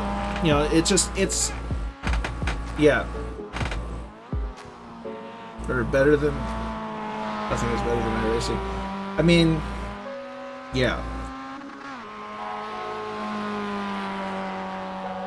But this doesn't have any kind of career mode or fancy cinematic graphics. They keep the graphics fairly realistic. Yeah, for oval racing, nothing's better than iRacing. NASCAR Heat hasn't been good since ever, in my opinion. It's been way too arcadey. You can really see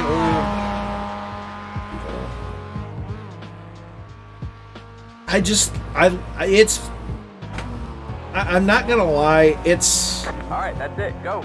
getting back into sim racing, something that I've wanted to do for a while, and it's been difficult justifying the cost. Streaming gives me that justification, and I do love it. I did it for so many years. I just can't wait until my new chair shows up, and then I can, not have a crap chair. But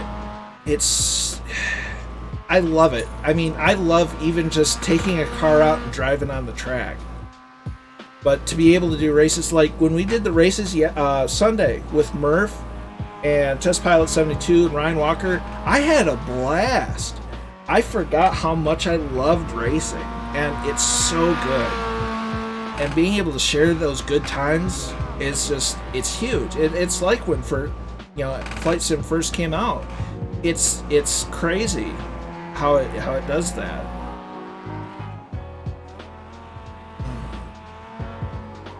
Yep, you can do. I think the only thing that's missing out of this right now is rain. I'm sure they're working on it, but I think that's the only thing they're missing. At different time of day, cloudy, sunny, windy, hot, cold. I just think that the only thing that they don't have is rain or snow, for that matter. I mean, you look around the track, if you've ever been to Silverstone, you're probably going to see some stuff that you recognize. I've never been there, so it's all kind of foreign to me.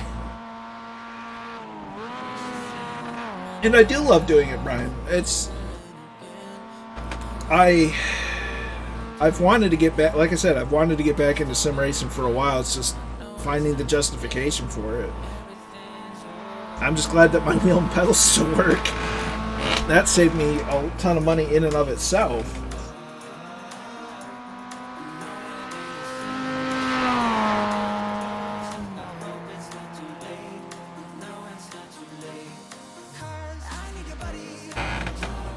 But I think this weekend, so the schedule for the rest of the week as far as streaming goes, Thursday we're going to get back into Flight Sim, test out, check out the new update, see how it goes.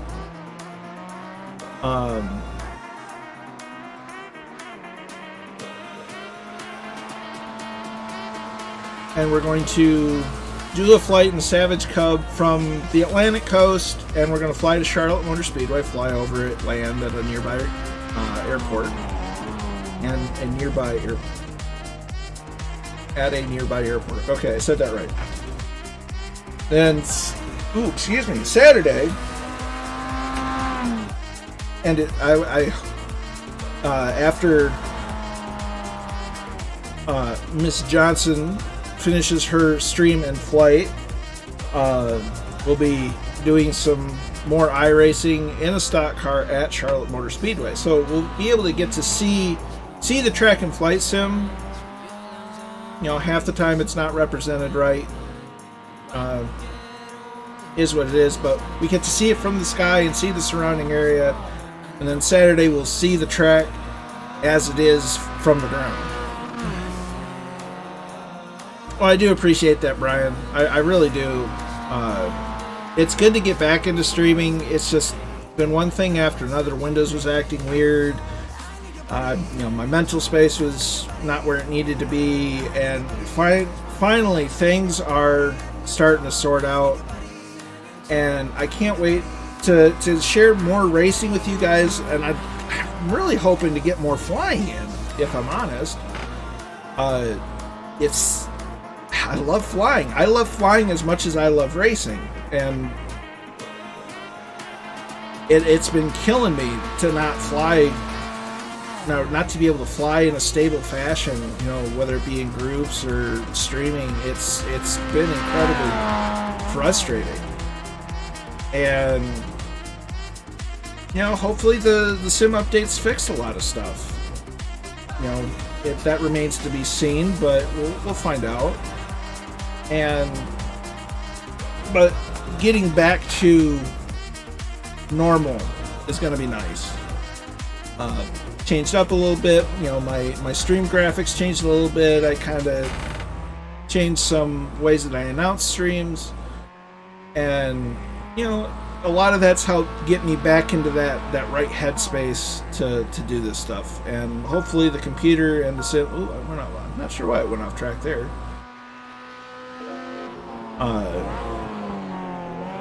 This gives you a really good look of the night racing, though.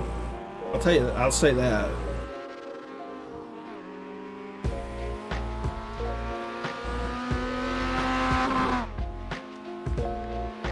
That's a good call, Brian. Silverstone's in Northamptonshire? Nice. I have no idea where that is. I'm going to assume that it's in the north. The north-ish. All I really know is it's built on an old airfield. It's a fun track and it has different layouts. Right. I just don't know geographically where Northamptonshire is.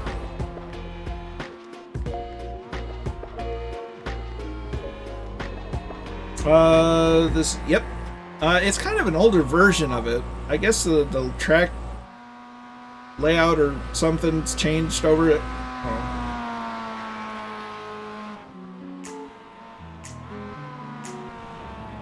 But you know, it's been really great getting back into things. You know, it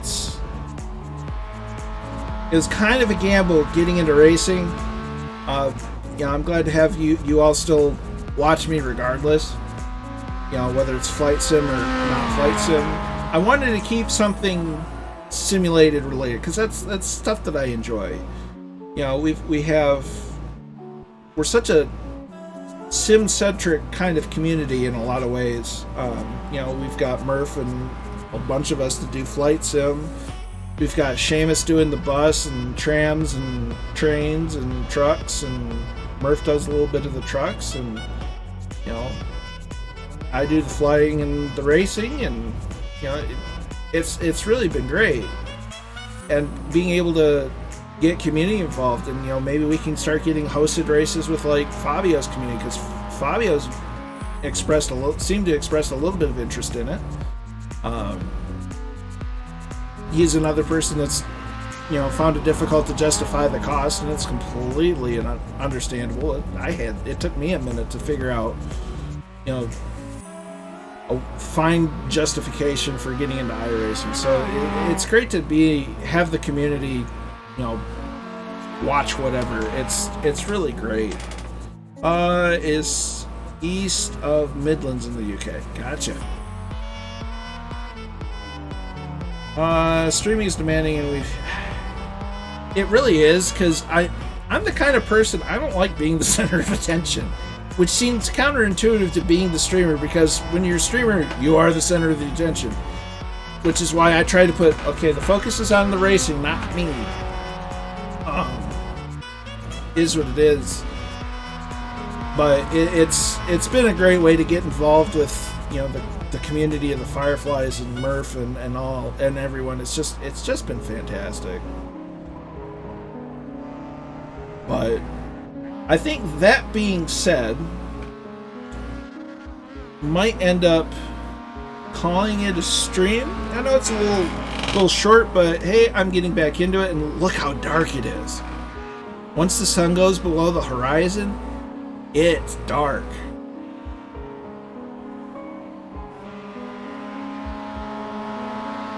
But we'll call it a stream. I think we might do a bit of a raidage, and hopefully he's still flying. Kind of shout out some community members some love. Right, so we can do that.